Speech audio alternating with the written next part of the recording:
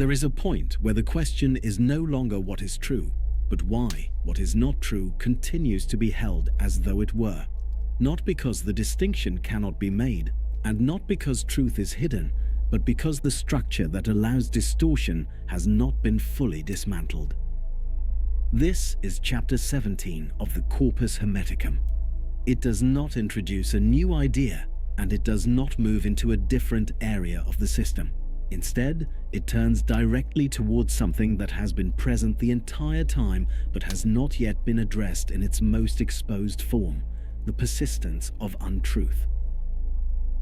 If you have been following this series properly, then everything required to understand this has already been established. You have seen that what appears is not self-sufficient. You have seen that thought, when grounded in sense, produces a closed structure. You have seen that mind is not divided, and that what underlies everything does not change.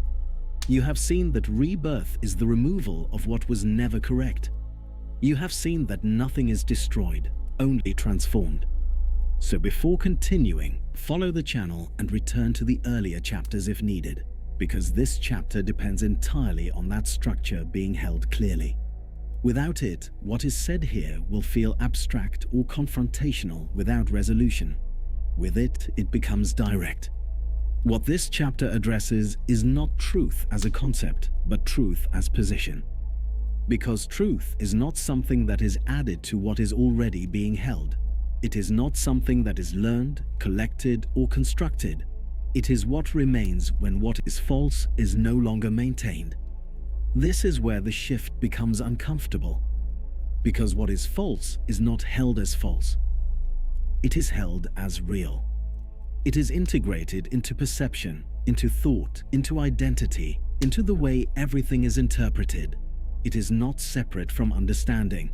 It defines it. This is why truth feels difficult to stabilize. Not because it is complex, but because what is being removed is not something external. It is the way everything has been structured. This is where the chapter begins, not by explaining truth, but by exposing what continues to stand in its place. And that is what has to be seen. Untruth does not appear false. This is what gives it stability. It does not present itself as distortion. It presents itself as understanding. Everything that has already been established points to this. When thought is grounded in sense, it produces a complete structure within appearance. It organizes what is perceived. It creates coherence. It explains relationships between forms. It builds systems that function. And because it functions, it is trusted. There is no immediate indication that something is missing. There is no clear contradiction that forces a reconsideration. Everything appears to be in place. Everything seems to make sense. This is what gives untruth its persistence, because it does not feel like untruth. It feels like clarity. But this clarity is limited, not because it is incorrect within its own field, but because it does not extend beyond that field. It does not include what underlies what appears. It does not account for what allows perception itself. So while it appears complete, it is structurally partial. This partial structure becomes the foundation for further understanding. Thought builds on it. Interpretation extends from it. Identity forms within it. And because everything is built within the same limitation, the limitation is never exposed. This is what makes untruth stable. Not because it is defended, but because it is never recognized. And because it is never recognized, it is never removed. This is why truth cannot simply be introduced, because there is no space for it within a structure that already appears complete. Something has to be removed, and that removal is not comfortable, because what is being removed is not experienced as false. It is experienced as what has always been. This is the difficulty, not understanding truth, but releasing what has never been questioned. And that is what the chapter is moving into. Truth is not something that is added to understanding. It is not a new layer placed on top of what is already there. It is not a refinement or improvement of what is already being held. It is the removal of what is not true. This is what makes it difficult to approach through ordinary thinking, because thought operates by addition. It gathers, compares, builds, and extends. It assumes that clarity comes from accumulation. But truth does not function that way. It does not accumulate. It reveals. And what it reveals is not something new. It is what remains when distortion is no longer present. This is consistent with everything that has already been established. Rebirth is not becoming something new. It is the removal of what was never correct. Mind is not something that develops. It is what allows development to appear. Nothing is destroyed, only misinterpreted. All of these point to the same movement: removal, not addition. But removal is not something thought naturally does, because what is being removed is not external. It is internal to the structure of understanding. It is how things are being held. This is why truth cannot be approached as knowledge. It cannot be learned in the same way as information, because information adds. Truth removes. This creates resistance, because what is being removed feels necessary. It feels like the structure that allows understanding to function. So releasing it feels like losing clarity, even though what is actually being removed is distortion. This is the inversion the chapter is pointing to. What feels like clarity is limitation. What feels like loss is correction. And until that inversion is recognized, truth cannot stabilize, because what replaces it continues to feel more real. This is what must be seen clearly. Truth is not something to gain. It is something that remains when what is false is no longer held. And that requires a different kind of recognition. Not accumulation, but removal. Truth feels unstable because it is not supported by the structures that normally create stability. It does not rely on repetition, reinforcement, or accumulation.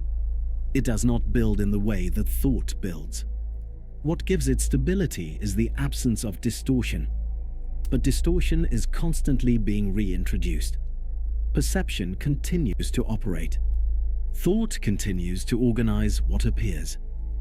Attention continues to move toward what is immediate.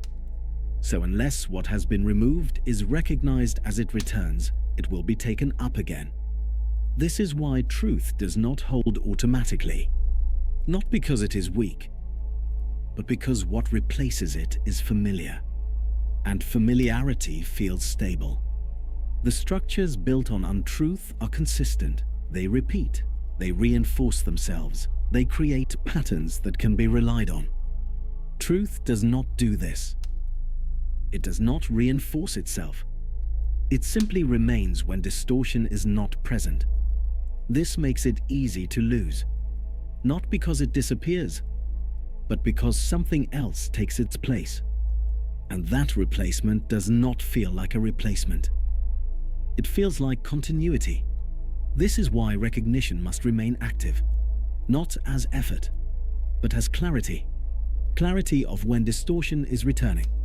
Clarity of when thought is grounding itself in sense again. Clarity of when what appears is being treated as complete. This is what stabilizes truth. Not holding on to it, but not replacing it.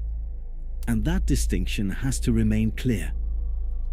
Because once it is lost, the structure rebuilds itself automatically, and truth is no longer recognized. This is the tension the chapter is exposing. Not the difficulty of truth, but the persistence of what replaces it. The key is not maintaining truth as a state. It is recognizing distortion as it forms. Because distortion does not appear fully formed. It begins as a shift in position. Thought begins to lean back into sense. What appears begins to feel more complete. What does not appear begins to fall out of consideration. This is subtle. And because it is subtle, it is rarely noticed at the point where it begins. Instead, it is recognized only once it has stabilized. At that point, it feels like something that has to be corrected, something that has to be undone. But by then, the structure has already formed. This is why recognition must move earlier, to the point where the shift begins. When thought starts to treat what appears as sufficient, when perception starts to define what is real, when what does not appear is no longer held within understanding. This is the moment. Seeing this as it happens prevents it from stabilizing, not by stopping it, but by removing its ability to hold. Because once it is seen clearly, it no longer feels complete. It no longer feels sufficient. And without that, it cannot replace truth. This is how truth remains, not by being held, but by not being replaced. And that is a different kind of stability, not built, recognized. This chapter does not define truth. It removes what is not true, because truth does not need to be defined. It is what remains when distortion is no longer present. Everything that has been established leads to this point, not as a conclusion, but as a condition. What appears is not self-sufficient. Thought must not be grounded in sense. Mind is not divided. Nothing is destroyed. Rebirth is the removal of what was never correct. All of this converges here. Truth is not something separate from these. It is what remains when they are held correctly. And what prevents it is not lack of understanding, but the persistence of distortion. This is what the chapter exposes. Not the difficulty of truth, but the ease with which it is replaced, and the fact that this replacement is rarely recognized. This is what must remain clear, not as an idea, but as position. Because once it is clear, nothing new is required, only that it is not replaced, and that is where it ends.